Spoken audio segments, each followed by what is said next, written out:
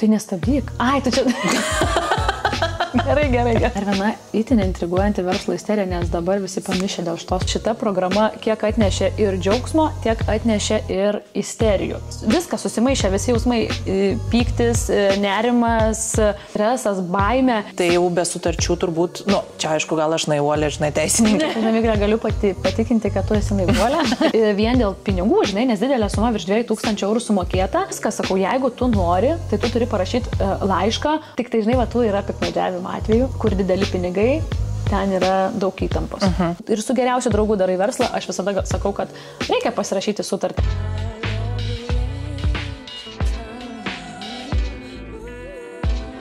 Tai šiandien apie dar vieną itin intriguojančią verslo isteriją, bet apie viską nuo pradžių. Tai pirmiausia, Ieva, norėčiau paklausti tavęs, kad plačiau papasakotum apie tą užimtumo tarnybos programą verslui kurti. Berods taip vadinasi, ar ne? Parama verslui kurti. Parama verslui kurti, kur galima gauti virš 30 000 eurų, jeigu neklystu esu girdėjus, ir nereikia jų gražinti. Čia ne paskola, bet parama, taip? Taip, tai yra paramos priemonė ir šiek tiek daugiau negu 32 000 buvo galima gauti, nes dabar kol kas dėja tokios galimybės neturim 25 metais ir klausimas, ar turėsim ją šiemet, kitais metais visi labai tikisi, bet iš tikrųjų tai šita programa kiek atnešė ir džiaugsmo, tiek atnešė ir isterijų. Šita pati programa yra verslo kūrimui ir žmonės ypatingai pradėjo paskutiniais metais jie naudotis, domėtis. Tiesiog žmonės nori kurti darbo vietą savo, bet yra ir labai daug iššūkių. Su vienu dideliu iššūkiu susidūrė ir viena moteris, tokia nukentėjusi mes ją vadinsim šitą verslo isteriją. Ir iš tiesų viena projektų rengėja ją į tokias pinklės įvėlė. Tai į kokias tas pinklės įvėlė, kas jai nutiko? Tai situacija yra tokia, tos pinklės, žinai, visi, kas pasibando, parašo, jau atvaizduoja projektų rengėjais ir kad jau jie čia gali padėti gauti tą finansavimą. Šita nukentėjusi moteris paprašė, kad jai būtų parengtas projektas. Palabiškai sustabdysiu tave, tai ar jūsų paprašė, ar kažko kito, nesupratau šitos vietos? Tai dabar taip. Pradžiai ta moteris paprašė kitų projektų rengėjų, kad parašytų projektą, finansavimą gauti šitam ar ne iki 32 000. Ir taip, sakykime, paprastai viskas labai vyko, jai rekomendavo, kažkas nesutiko. Jie kaip paslaugų tiekėjai. Taip. Tokia viena, man įvardino kaip tiesiog žmogų, kuris rengia daug projektus, bet ar jisai yra tas projektų rengėjas, čia, žinai, istorija nutyli. Ir gavosi taip, kad ta moteris sumokėjo nemažą sumą pinigų, virš 2000 eurų ir laukia, jau visi kiti tos būtent grupės dalyviai užimtumo tarnyboje sužinojo, ar jie gavo ar negavo finansavimo ir galiausiai tiesiog jinai vis atsakymo negavo. Iš tos, kaip aš sakau, fake projektų rengėjų. Tai kaip suprantu, ta moteris iš viso negavo finansavimo iš užimtumo tarnybos? Tuo metu taip, ta moteris negavo finansavimo dėl to, kad ji nei buvo pateikusi realiai paraišką tos projektų rengėjos pagalba, nei buvo pasirašyta sutartis tarp jų, tiesiog nieko nebuvo, buvo tiesiog tokia mistika apipinta situacija, kada buvo pažadai, kad mes jums padėsim, jūs gausit, viskas bus gerai, naivi asmenybė pasitikėjo, nes tiesiog, na, žinot, jeigu dar plus rekomenduoja tave, tai kaip aš galiu nepasitikėti, jeigu mane rekomenduoja, ar ne? Taip. Tai ir vat gavosi taip, kad sumokėjo, sakau, virš 2000 eurų.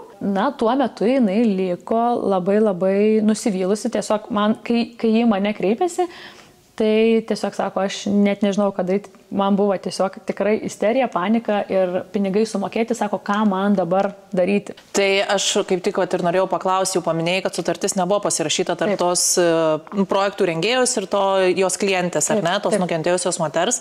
Ir nebuvo jokia sudaryta ta rašytinė sutartis, ar ne. Ir jei nekilo įtarimų, kad galimai dėl to, nes vis tiek aš įsivaizduoju, kad kadangi čia yra šiek tiek didesni pinigai, tai jau be sutarčių turbūt, čia aišku, gal aš naivuolė, žinai, teisininkė.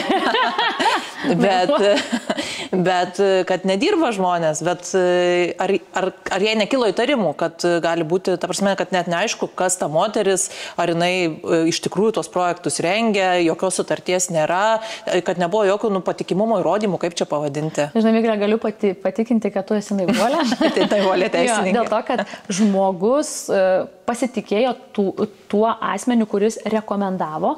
Na ir jeigu tau rekomenduoja, tai tu žinai, kas rekomenduoja, tai tu tarsi jau toksai linkęs, galbūt esi į pasitikėjimą ir tada jau dingsta tie raštiški dalykai, kurie iš tikrųjų nesvarbu. Tu ir su geriausiu draugu darai verslą, aš visada sakau, kad reikia pasirašyti sutartį, ar nereikia turėti tas ribas aiškias, nusibrėžti, ne dėl to, kad galbūt nepasitikė, bet dėl to, kad ateityje nekiltų problemų susipykti, žinai, kaip būna. Taip. Jo.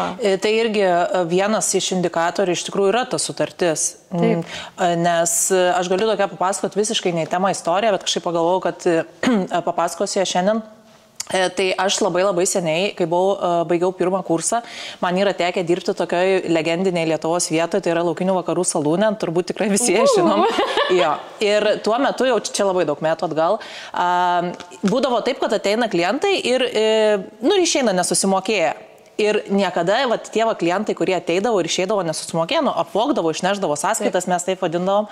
Niekada nebūdavo, kad jie ateina, užsisako, nežinau, ten krevetės ar kažkokius pačius brangiausius patikalus. Tai jeigu ateina stalas ir visi užsisako po litrą alaus, nes ten galėdavo nusipirkti po litrą alaus ir keptos duonos, tai viskas jau čia red flagas ant to stalo, kad jisai, galimai yra jo išeis. Tai prie ko vedu?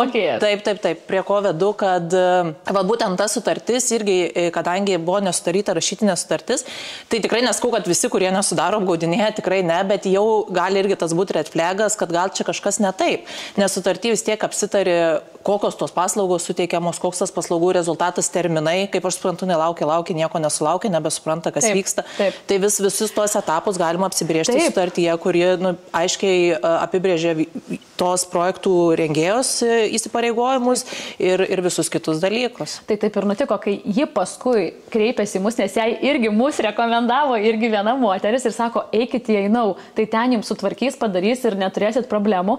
Ir tada jinai kreipėsi visą, bet taip žmogus jaudinosi, jis daug man skambina, laba diena, aš nežinau, ką daryti. Ir jauti, kai žmogus kalba, tiesiog viskas susimaišė, visi jausmai, pyktis, nerimas, žinai, visi jausmai, kurie yra negatyvus, stresas, baimė, vien dėl pinigų, žinai, nes didelė suma virš 2000 eurų sumokėta ir sakom, viskas, sakau, jeigu tu nori, tai tu turi parašyti laišką, tokį rimtą laišką, kadangi pinigai buvo vesti į banko sąskaitą, tai kaip ir yra toksai įrodymas, ar ne jau? Jau geriau negu grynais paduoti be nieko. Taip. Ir tada, sakau, parašyk laišką ir jeigu tas žmogus nesutiks, tam laiške tiesiog įvardink, taip ir įvardink, kad jūsų vardas pavardė bus tiesiog paviešinta dėl tokio ir negražaus atvejo ir, tiesiog mes kitaip nesusitvarkysime už tą vietą, nežinau, jeigu žmogus nenori geruoju atiduoti.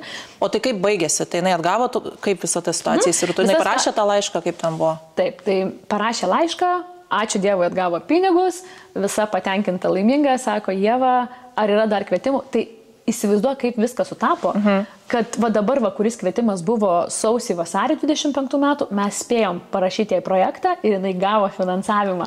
Tai čia buvo wow, tikrai tas jos ta tokia verslo isterija, šita kelionė buvo tikrai su labai daug streso, labai daug įtampos, jinai labai tikrai pergyveno, bet aš labai džiaugiuosi, kad rezultate dar spėjo į kažkurį kvietimą, nes dabar, pavyzdžiui, 25 metais neplanuoja užimtumo tarnybą, visi mes šnekam, tikimės, laikom, kad 26 metais bus, nes tikrai poreikis yra, žmonės nori dalyvauti, jie nori kurti savo verslus, jie tikrai nori augti, plėstis ir klestėti.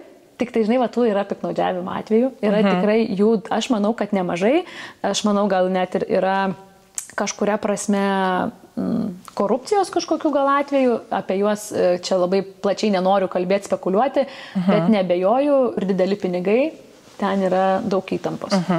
O gal dar tu gali tada truputėlį, dabar minėjai, kad jau nebevyksta, šiais metais nebevyksta, jau nebeįmanoma gauti tos paramos, bet kitais galimai vėlinai bus atnaujinta, ar ne? O kaip tai vyksta tas visas patikimo procesas, kad irgi žmonės galbūt žinotų tuos etapus, nes aš suprantu, kad ta moteris kreipėsi į tą projektų rengėją, ne jinai suprato, kaip ten kas, jinai tiesiog pasitikėjo, sumokėjo pinigus ir galvojo, gaus tą rezultatą, kurio jinai tikisi, bet reziumė, aišku, taip neišėjo jai, viskas gerai, kad gerai baigėsi, bet kaip tada tas pats pateikimo procesas vyksta ir kokie yra terminai ir visi kiti dalykai? Pats pateikimo procesas tikrai nėra lengvas, kadangi tai yra parama, kurios nereikia grąžinti, tai nėra ar ne paskola, tai yra parama, tai įsipareigojimai yra, sakykime, šitos programos rėmose neįtin dideli, bet laike mes galim kartais užtrukti iki darbo vietos įsteigimo net ir metus laiko.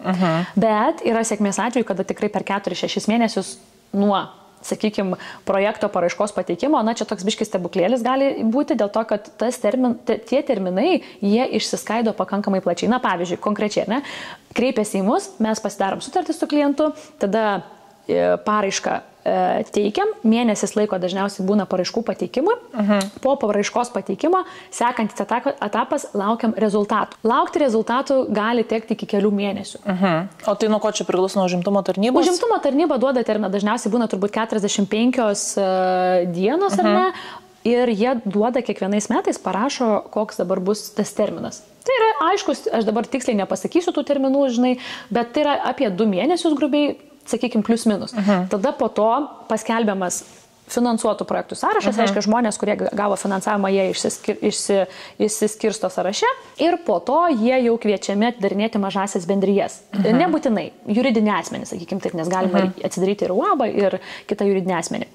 Tada, kai atsidaro juridinį asmenį, tada yra pasirašoma sutartis su užimtumo tarnyba ir kai yra pasirašoma sutartis, tada jau pradeda vykti tie procesai įrangos darbo priemonių įsigijimo, kurie buvo numatyti projekte, samatoje, ir tada vyksta viešieji pirkimai, komerciniai pasiūlymai pateikiami iš tiekėjų ir tada žmonės susiperka visą įrangą, ar ne? Po to seka tam tikrų dokumentų šūsnis, didelė šūsnis, gali būti ir 100 ir 150 priedų, tada viskas yra pateikiama užimtumo tarnybai, susisteminam, padedam, kartu keliaujam su klientu visoje kelionėje ir tada, kai tie dokumentai yra pateikiami, tada atvažiuoja patikrinti, ką tu nusipirkai ir tikrai nusipirkai viską pagal darbo pagal samatą, atsiprašau, palaimina tavo darbo vietą, jeigu viskas gerai, ir sako, tu gali jau pradėti dirbti, pasirašomi tam tikrai aktai ir žmogus oficialiai gali startuoti. Tai matai, priklauso, licencijų reikia, nereikia, ten visame tame laike išsidėsto, bet šiaip preliminariai tokia eiga, jinai nėra 100%, dabar aš taip išdėščiau,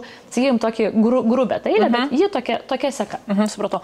Gal irgi ką dar labai svarbu akcentuoti, nes aš tai šitą jau žinojau, kad būtent šita programa yra įrangos finansavimu. Taip, dar gal gali šitoje vietoje truputėlį patikslinti, ar aš tiesiog gaunu tos pinigus, ką noriu, tą perku, ar kažkokie yra apribojimai ir panašiai. Tai ilgalaikį turtą galim pirkti, ar ne, jeigu tai yra kosmetologo, labai populiari šiaip dabar šita profesija, tai kažkokie tai įrenginiai, epiliacijos aparatas, ar ten veido procedūrų, gultai, visas ilgalaikis turtas, jeigu mes kalbam apie siuvėją, tai siuvimo įranga, jeigu mes kalbam apie automechaniką, tai kažkokie irgi jo darbo įrenginiai stambus, kurie yra, na, sakykime, kainuoja 500 ir daugiau eurų, ar ne? Tai visą įrangą galima įsigyti ir dar galima dalį lėšų, nedaugiau kaip pusę lėšų nuo prašomos sumos skirti patalpų remontui. Ir čia šito vieta irgi yra pakankamai gerai, kai yra stacionari darbo vieta, na, kažkokio vienoje vietoje, tai tu gali atsinaujinti sienas ar nenusidažyti, įsirengimui skirti tam tikrą dalį. Bet įsigyti, ne, ar ne? Ne, įsigyti patalpų negali. O nuomoti? Ne. Tai tik tai va šitos du galima įsigyti darbo priemonės ir galima dalį pinigų skirti remontui. Tai šitai būtent nukentėjusiai, kaip mes šitoj isterijai vadinam klientai, pavyko įsigyti darbo priemonės, sėkmingai startuoti. Šiai dienai laiminga, vis parašo kokių komplimentų ir padėkų. Tai būkit atsargus, būkit budrus. Moralas, manau, yra labai aiškus, ar ne? Sutartis. Tu kaip teisininkė turbūt iš karto pasakysi. Tai faktas čia yra vienas. iš tų, kaip ir minėjau, red flagų tokių, tai tikrai labai svarbu turėti tą sutartį. Čia nebūtinai, kad su apgavikais kažkokiais, bet bendrai, žinai, dėl susikalbėjimo, dėl tų ribų nustatymo, dėl įsipareigojimų ir taip toliau.